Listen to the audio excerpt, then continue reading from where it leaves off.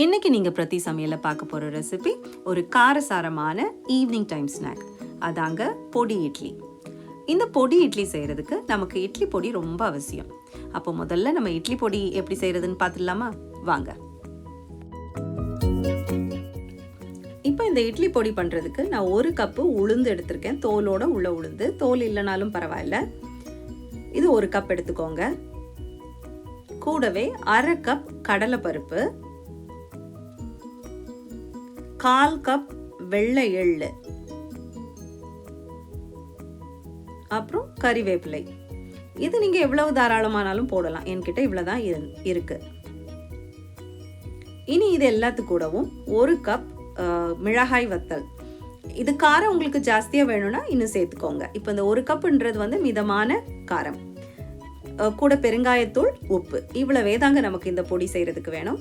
வாங்க இனி இது எப்படி செய்யறதுன்னு பார்த்துடலாம். இப்போ நம்ம முதல்ல ஒரு கடாயில் இந்த 1 கப்பு உளுந்தை நம்ம ட்ரை ரோஸ்ட் பண்ண போகிறோம். நல்லா ரோஸ்ட் பண்ணணும், ஆனால் கரிஞ்சிடக்கூடாது. கருப்பாயிட்டா அதோட மனம் வேறு மாதிரி ஆகிடும். அதனால நல்ல கைவிடாமல் ட்ரை ரோஸ்ட் பண்ணுங்க. அது நீங்கள் ட்ரை ரோஸ்ட் பண்ணும்போதே ஒரு நல்ல ஒரு உளுந்து மனம் வரும். அப்போ கிட்டத்தட்ட அது ரெடி ஆயிடுச்சுன்னு அர்த்தம்.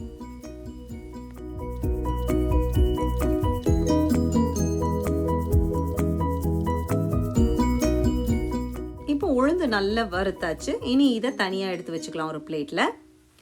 அடுத்து நம்ம இந்த கடலைப்பருப்பை நம்ம வறுத்துக்க போகிறோம். இதையும் அதே மாதிரி தான் மீடியம் ஃப்ளேமில் இருக்கணும். கரிஞ்சிடக்கூடாது, ஆனால் நல்ல கோல்டன் ப்ரௌனாக ட்ரை ரோஸ்ட் பண்ணணும். இது கூடவே இது பாதி ரோஸ்ட் ஆகும்போதே நான் அந்த கறி லீவ்ஸை கூட சேர்த்துக்கிறேன். கறி லீவ்ஸையும் போட்டு அதோட அந்த மாய்ஸ்சர் போகிற வரைக்கும் நீங்கள் வறுத்துக்கோங்க.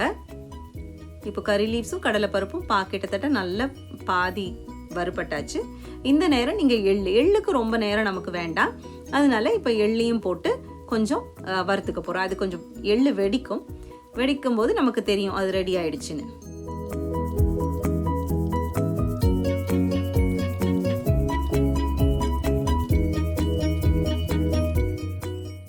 இப்போ எள்ளு நல்லா பொரிஞ்சாச்சு. இனி இது கூட நான் பெருங்காய பவுடர் சேர்த்துக்கிறேன். 1 டீஸ்பூன் பெருங்காய பவுடர்.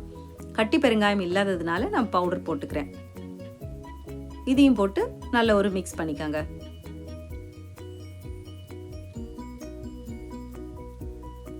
இனி இது கூட நான் ஏற்கனவே வறுத்து வச்ச உளுந்து, அதையும் இது கூட போட்டு நல்லா மிக்ஸ் பண்ணிக்க போறேன். இப்போ நமக்கு வறுக்கிறதுல இன்னும் பாக்கி இருக்கிறது வத்தல், மிளகாய் வத்தல் மட்டும்தான். இதை நான் ட்ரை ரோஸ்ட் பண்ணினா வீடுலலாம் ஃபுல்லாக நெடி அடிக்கும். அப்படின்றதுனால இதை நான் 1 நிமிஷம் மைக்ரோவேவில் வச்சுருவேன். அப்போ அது என்ன ஆகிடும், நல்ல பாருங்கள், இப்போ முறிக்கிறதுக்கு நல்ல பொடி ஆகிடும், நல்ல கிறிஸ்பாயிரும். அதனால அந்த நெடி அடிக்கிற ப்ராப்ளம் கிடையாது.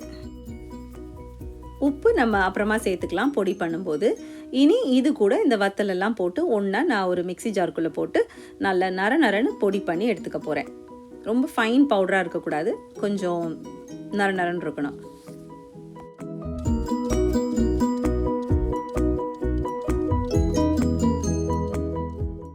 இப்போ இது கூட நான் 1.5 டேபிள் ஸ்பூன் உப்பு சேர்த்துக்க போகிறேன். இந்த 1.5 டேபிள் ஸ்பூன் உப்புன்றது வந்து கரெக்டான உப்பாக இருந்துச்சு. உப்பு கூடுதலும் இல்லை, குறைவும் இல்லை. சரி, இப்போ நம்ம இட்லி பொடி ரெடி. இனி இதை நீங்கள் ஒரு ஏர்டைட் கண்டெய்னரில் போட்டு பத்திரப்படுத்திக்க வேண்டியதான்.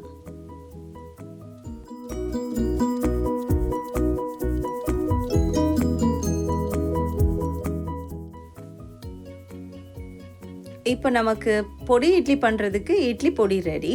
ஆனால் இட்லி நம்மக்கிட்ட இல்லை, அதனால நம்ம இட்லி பண்ணிக்கலாம்.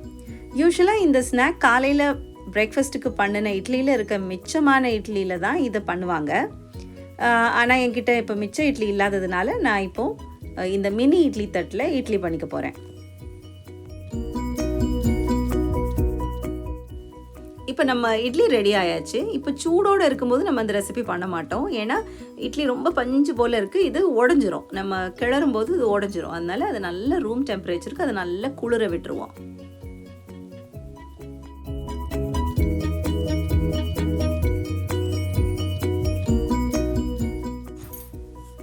இப்போ நம்ம இட்லி நல்லா ஆறியாச்சு. இனி இந்த ஆறின இட்லியில் இந்த இட்லி பொடி நம்ம பண்ணி வச்சோம் இல்லையா, அந்த இட்லி பொடியெல்லாம் நான் மேலே நல்லா தூவிக்க போகிறேன். நல்லா ஜெனரஸாக இட்லி பொடி மேலே போட்டுக்க போகிறேன்.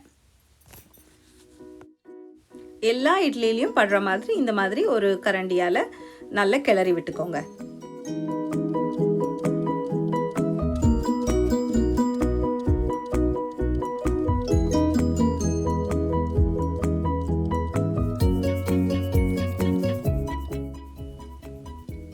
இப்போ ஒரு கடாயில் நல்ல 2 டேபிள் ஸ்பூன் நல்லெண்ணெய் எடுத்துக்கோங்க.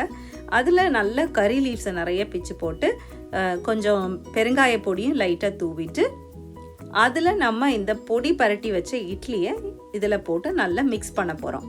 அந்த ஆயில் எல்லாம் அந்த எல்லா இட்லியும் நல்லா கோட் ஆகிற மாதிரி நல்லா கிளறி விடுங்க.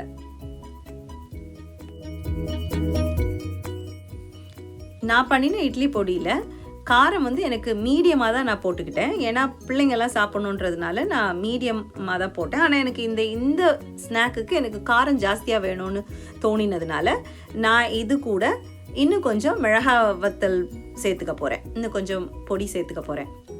ஸோ இது உங்களுக்கு வேணும்னா நீங்கள் கொஞ்சம் சேர்த்துக்கோங்க. காஷ்மீரி சில்லி பவுடர் சேர்த்திங்கன்னா நல்ல பிரைட் ரெட் கலர் கிடைக்கும்.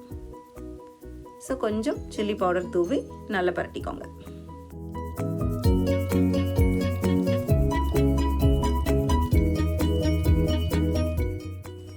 அவ்வளோதாங்க, நம்ம பொடி இட்லி இப்போ ரெடி. இனி இந்த பொடி இட்லி கூட ஒரு தேங்காய் சட்னி பண்ணிக்கோங்க. கூடவே ஒரு கப் காஃபியோ இல்லை டீயோ போட்டு வச்சுக்கோங்க. அப்புறம் இந்த ஒரு இட்லி மேலேயும் இந்த மாதிரி சட்னி வச்சு ஒரு கடி, ஒவ்வொரு பைட்டுக்கும் ஒரு சிப் காஃபி ஆர் டீ வச்சு நல்ல ஒரு ஈவினிங்கை என்ஜாய் பண்ணுங்கள். உங்களுக்கும் இந்த சிம்பிளான ரெசிபி கண்டிப்பாக பிடிக்கும்னு நினைக்கிறேன். என்னுடைய சேனலுக்கு நீங்கள் இன்னும் சப்ஸ்கிரைப் பண்ணலைன்னா ப்ளீஸ் சப்ஸ்கிரைப் பண்ணிவிடுங்க. அதோட உங்கள் ஃப்ரெண்ட்ஸ் அண்ட் ஃபேமிலிஸ்க்கு என்னோட வீடியோஸை ஷேர் பண்ணுங்கள். தேங்க்ஸ் ஃபார் வாட்சிங். பாய்.